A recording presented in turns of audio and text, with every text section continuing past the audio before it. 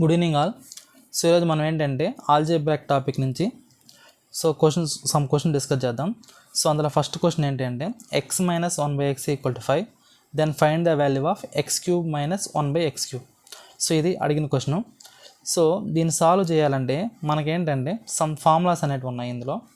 So ఇక్కడ X minus 1/x equal to 5 అని ఇచ్చి ఎక్స్ క్యూబ్ మైనస్ 1/x3 అని అడిగినప్పుడు సో మనం యూస్ చేసే ఫార్ములా ఏంటి అంటే so X cube minus 1/x3 equal to అన్నప్పుడు సో ఏ క్యూబ్ ప్లస్ 3a అనే ఫార్ములాని యూస్ చేస్తాం.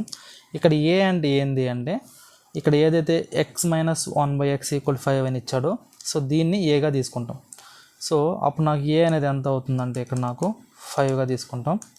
సో అప్పుడు 5³ ప్లస్ 3 × 5. సో 5³ అన్నప్పుడు ఎంత వస్తుంది నాకు? సో 125. So 125 plus 15. సో ఎంత వస్తుందంటే నాకు ఆన్సర్ 140. ఓకే, అలా clear. So next question discuss చేద్దాం.